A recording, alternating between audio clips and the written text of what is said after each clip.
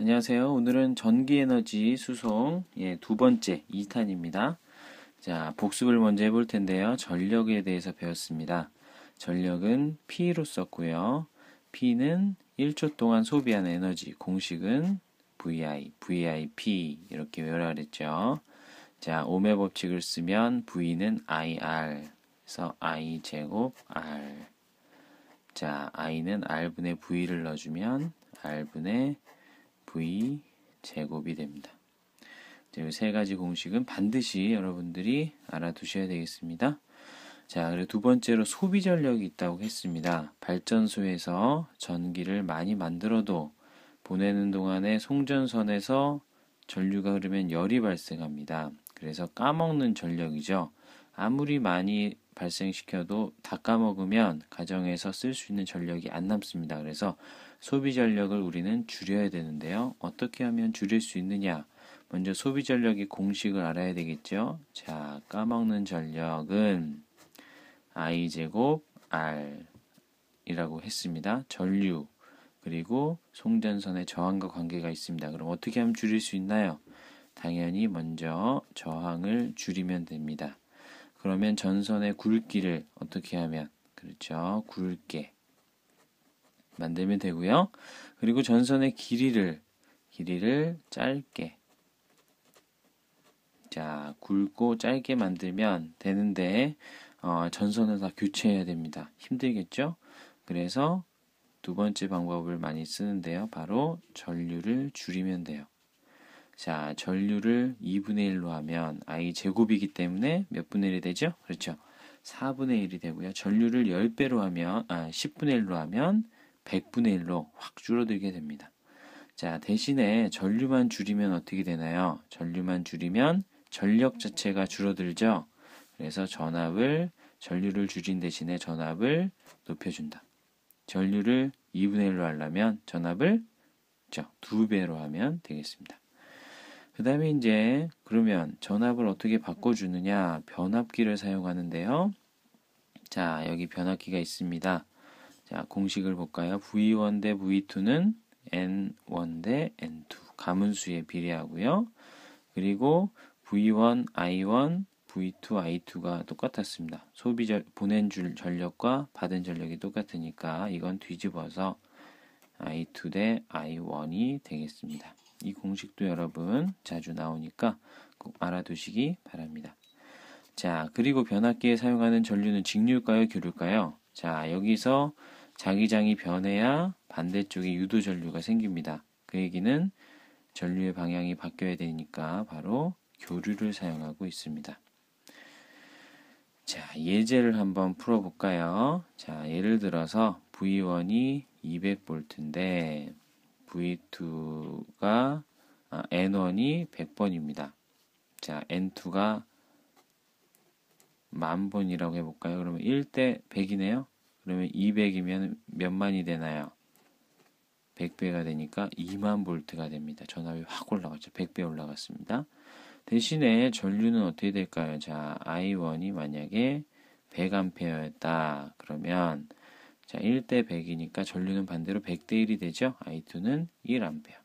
전력을 계산해 볼까요? 자, VI 2만 와트. 여기는 2만 와트 준 만큼 받은 겁니다. 그래서 이런 것들 우리가 수업 시간에 다시 한번 복습을 해볼 겁니다. 자, 그리고 오늘 우리가 다룰 중요한 내용은 밀양 송전탑 사건. 여러분 들어본 사람도 있을 텐데요. 언제? 2008년 7월에서 현재까지 일어나고 있는 사건이고요. 자, 경남 밀양. 경남 여러분 어딘지 알죠? 거기 밀양에 있는 여기에서 일어나고 있는 사건입니다. 자, 그러면 왜 일어났느냐? 바로 고압 송전선을 설치하는 위치 문제 때문에 일어났습니다. 그래서 76만 5천 볼트. 자, 76만, 우리가 가정에서 220볼트를 쓰죠. 76만 5천 볼트의 고압 송전선 탑을 설치하는 위치 문제인데요. 이거 왜 설치하느냐? 이 옆에 신고리 원자력 발전소 3기를 지금 거의 다 만들었습니다. 지금 점검 단계에 있는데 여기서 만든 전기를 안쪽으로 내륙 쪽으로 보내기 위한 전력 수송을 위한 송전탑을 만든 겁니다. 누가 갈등을 일으키고 있냐면 바로 밀양에 살고 있는 시민들과 또 한국전력이 갈등을 일으키고 있습니다. 자, 일지를 살펴보면요. 간략하게 살펴보겠습니다. 2005년, 10년 전에 주민 설명회를 했습니다. 송전탑을 만들겠습니다. 그런데 거의 참석하지 않았어요. 주민들이 잘 모르기도 하고. 그리고 2007년 11월에 정부에서 건설 승인합니다. 이제 만들어도 된다. 그리고 2008년 7월에 밀양 주민들이 첫 번째 반대 시위를 합니다. 그리고 2009년 12월부터 2011년 7월까지 정부와 밀양 시민 간의 갈등을 조절 시도를 했지만 실패로 돌아갑니다. 그런 도중에 2012년 1월 16일에 이치우 씨, 74세인 이치우 씨가 분신 자살을 합니다. 그래서 공사가 중지되고요. 그러나 공사가 다시 3개월 만에 재개됩니다. 계속 분쟁을 하다가 2013년 9월에 정부에서 주민 보상안을 제시하는데 한 집당 400만 원씩 주겠다. 그리고 여러 가지 보상안을 제시했는데 그 중에 가장 큰 게 400만 원 주는 거였습니다. 그리고 2013년 12월에 두 번째로 사망자가 안타깝게 발생하죠. 유한숙 씨가 음독 자살을 합니다. 자, 그리고 또 자살 시도하신 분이 한 분 더 계시고요. 그 다음에 2014년 6월에 밀양시에서 강제로 반대 농성장을 철거합니다. 그 과정에서 수녀나 또 시민단체에서 20여 명이 실신하거나 부상을 했고요. 현재는 어떤 상황이냐? 송전탑은 만들어졌습니다. 그리고 시험 송전도 최근에 했습니다.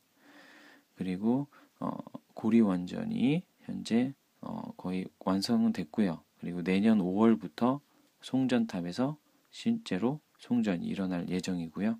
그리고 180가구, 밀양시의 180가구는 아직도 농성 중입니다. 자, 논점이 있습니다. 여러분도 생각해 봐야 되는데요. 자, 먼저 송전탑이 인체에 무해한가? 송전탑 주변에 자기장이 막 변하겠죠? 그러면 인체에 유해하다. 인체에 전류가 생성되면서 유해하다. 아니면 인체에 무해하다. 는 그런 갈등이 있는데요. 어떤 쪽인지 여러분 다음 시간에 같이 생각해 볼 거고요. 두 번째, 송전탑. 밀양 송전탑이 과연 필요한가? 자, 그 주민이나 시민단체 입장에서는 필요 없다. 다른 송전선을 이용해서도 충분히 전력 수송이 가능하다. 그리고 정부 입장에서는 송전 용량이 초과되기 때문에 송전탑을 건설할 수밖에 없다는 입장입니다. 자, 여러분들의 생각은 어떤지 다음 시간에 여러 신문기사를 읽어보면서 파악하도록 하겠습니다. 이상입니다.